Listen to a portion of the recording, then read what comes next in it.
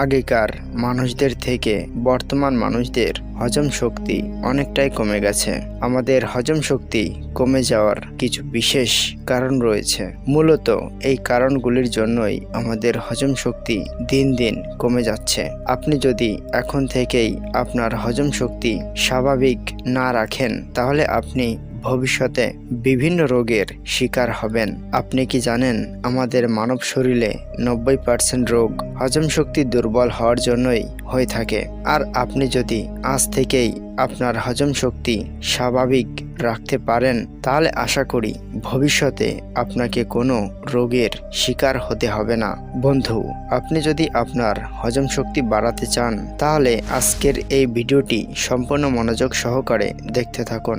দেখুন বন্ধুরা, আমরা প্রত্যেকেই যে সমস্ত খাবার গ্রহণ করি, সেই সমস্ত খাবার যদি সঠিকভাবে হজম না হয়, তাহলে আমাদের শরীরে বিভিন্ন রোগ বাসা বাঁধতে পারে। সেই কারণেই সর্বপ্রথম আমাদের যে কর্মটি করতে হবে, সেটা হলো আমাদের হজম শক্তিকে বাড়ানো।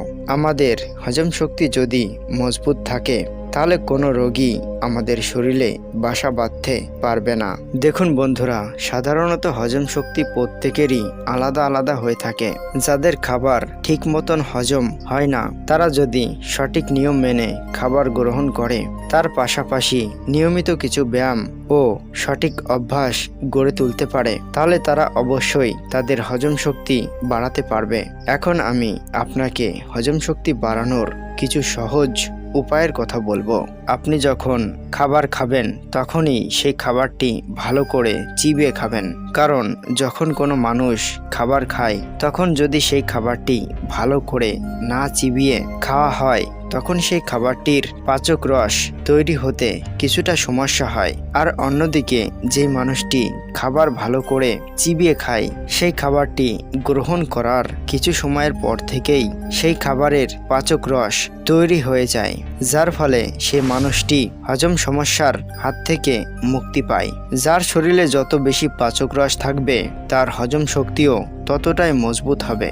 মানব শরীরে পাচক রস অধিক পরিমাণে উৎপন্ন করার জন্য কোনো খাবার গ্রহণ করার সময় ভালো করে চিবিয়ে খেতে হবে। পাচক রস আমাদের হজম শক্তিকে মজবুত করতে সাহায্য করে। এছাড়া আপনি যদি চান, তাহলে খাবারের সঙ্গে লেবু খেতে পারেন। লেবু খেলে খুব সহজেই খাবার হজম হয়। আপনি চাইলে খাবার পর লেবু জল খেতে পারেন। লেবু জলের অনেক উপকারিতা রয়েছে। প্রতিদিন পর্যাপ্ত পরিমাণে ক্যালসিয়াম যুক্ত খাবার খাবেন। ক্যালসিয়াম আমাদের হজম শক্তি বাড়াতে সাহায্য করে। ক্যালসিয়াম যুক্ত খাবারগুলি হলো দুধ, ডিম, দই, কলা ও গাজর খেতে পারেন। এই সমস্ত খাবারগুলি আপনি যদি নিয়মিত খেতে পারেন, তাহলে আপনার হজম শক্তি অনেকটাই মজবুত হবে। অনেকের দুধ সঠিকভাবে হজম হয় না, তারা দুধের পরিবর্তে দই খেতে পারেন। কিন্তু মনে রাখবেন, দই দুপুরে খাবেন।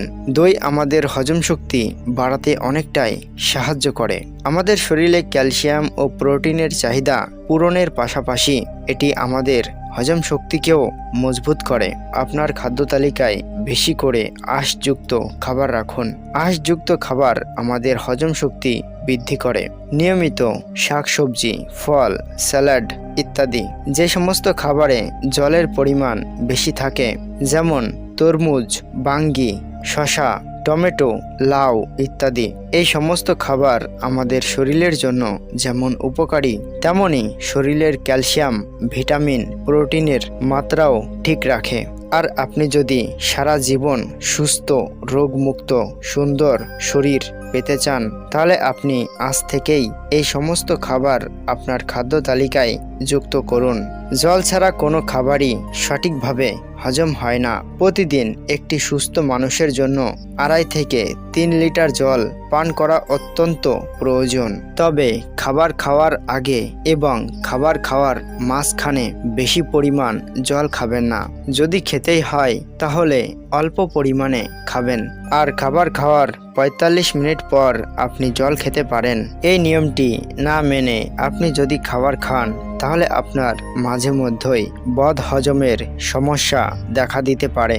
এছাড়া বন্ধুরা, রাতের খাবার 7টা থেকে 8টার মধ্যে খেয়ে ফেলবেন। ঘুমানোর 3 ঘন্টা আগে রাতের খাবার খেয়ে ফেলবেন। এটা করলে আপনার শরীরের একটা সঠিক ব্যালেন্স তৈরি হবে। এর পাশাপাশি আপনি সুস্থ থাকবেন। আপনি যদি নিয়মিত শরীর চর্চা করতে পারেন তাহলে আপনার শরীর দীর্ঘ সময় পর্যন্ত রোগমুক্ত থাকবে আর আপনি এনার্জিতে ভরপুর থাকবেন। প্রতিদিন একটি সুস্থ মানুষের জন্য অন্তত 30 মিনিট ব্যায়াম করা অত্যন্ত প্রয়োজন, যেমন হাঁটাচলা, সাইকেলিং করা, জগিং করা, পুশ আপ করা বা পুল আপস করা ইত্যাদি। এই সমস্ত ব্যায়াম করলে আপনার শরীরে শক্তি আসবে, পাশাপাশি আপনি দীর্ঘ সময় পর্যন্ত সুস্থ থাকবেন। এছাড়া বন্ধুরা, আপনারা প্রতিদিন ধ্যান করতে পারেন। ধ্যান করলে আমাদের শরীরে অক্সিজেনের পরিমাণ সঠিক থাকে, এর ফলে আপনি সারাদিন এনার্জিতে ভরপুর থাকবেন। এছাড়া যাদের শ্বাসকষ্ট রয়েছে তারা যদি নিয়মিত ধ্যান করতে পারে তাহলে তাদের শ্বাসকষ্ট দূর হয়। কারণ যখন কোনো মানুষের শরীরে অক্সিজেনের পরিমাণ কম থাকে তখন সেই মানুষটির শ্বাসকষ্ট অবশ্যই হবে। তাই আপনি যদি শ্বাসকষ্টের মতো রোগ থেকে মুক্ত থাকতে চান তাহলে আপনি আজ থেকেই প্রতিদিন ধ্যান করা শুরু করুন। প্রতিদিন আমাদের 7 থেকে 8 ঘন্টা ঘুমের প্রয়োজন। রাত জাগা এর অর্থ হলো নিজের পায়ে নিজেই কুড়োল মারা। যারা বেশি রাত জাগে প্রথমত তাদের আয়ু দীর্ঘ হয় না, অল্প বয়সে চুল পাকা বা চুল পড়ার মতো সমস্যা দেখা যায়। এছাড়া চোখের নিচে কালো দাগ, চোখের দৃষ্টিশক্তি কমে যাওয়া, স্মৃতিশক্তি কমে যাওয়া, পেটে গ্যাস ও বদহজম, এমনকি হজম শক্তিও দিন দিন কমে যায়। এছাড়া বিভিন্ন রোগের শিকার হতে হয়। সেই কারণেই বন্ধু, আপনি যদি সারা জীবন সুস্থ এবং রোগমুক্ত জীবন পেতে চান এবং দীর্ঘ আয়ু পেতে চান তাহলে আপনাকে আজ থেকেই 10টা থেকে 11টার মধ্যেই ঘুমিয়ে পড়তে হবে। এখানে 11টার অর্থ হলো আপনি যদি রাত 11টার সময় ঘুমোতে যান তাহলে আপনাকে 10:50-এর মধ্যেই ঘুমোতে যেতে হবে। আর বাকি 10 মিনিট আপনি মেডিটেশন করে ঘুমোতে পারেন, যার ফলে আপনার ঘুম সম্পূর্ণ হবে। আর এর ফলে আপনি সকাল সকাল ঘুম থেকে উঠতে পারবেন এবং সারাদিন আপনি এনার্জিতে ভরপুর থাকবেন, যার কারণে আপনি যে কোনো কাজ খুব সহজেই করতে পারবেন। এখন আমি আপনাকে কিছু গোপন কথা বলবো।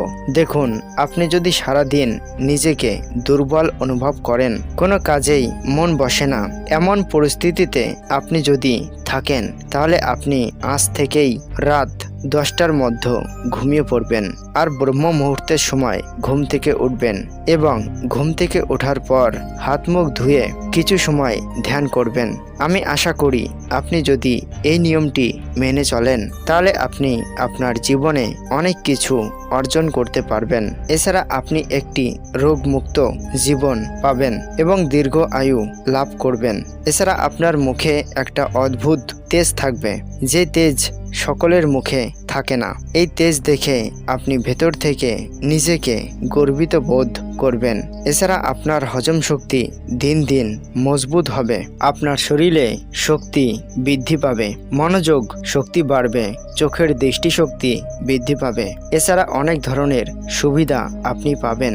আপনি যদি অতিরিক্ত তেলে ভাজা খাবার বা অতিরিক্ত ঝাল ও মশলাযুক্ত খাবার খেয়ে থাকেন তাহলে আপনার হজমের ক্ষেত্রে সমস্যা হতেই পারে। এটা একটা স্বাভাবিক বিষয়। তাই আপনি যদি আপনার হজম শক্তি বৃদ্ধি করতেই চান তাহলে আপনাকে সর্বদাই হেলদি খাবার বা প্রকৃতির খাবার বেশি করে খেতে হবে, যেমন ফল, শাক সবজি, ড্রাই ফ্রুটস ইত্যাদি। এছাড়া আপনি যদি ধূমপান করেন তাহলে ধূমপান করা আপনাকে বন্ধ করতেই হবে, কারণ ধূমপান থেকে বিভিন্ন রোগের সৃষ্টি হয়। তাই ধূমপান বা তামাকজাত দ্রব্য সেবন করা বন্ধ করুন। যদি আপনি আপনার শরীরের ভালো চান তাহলে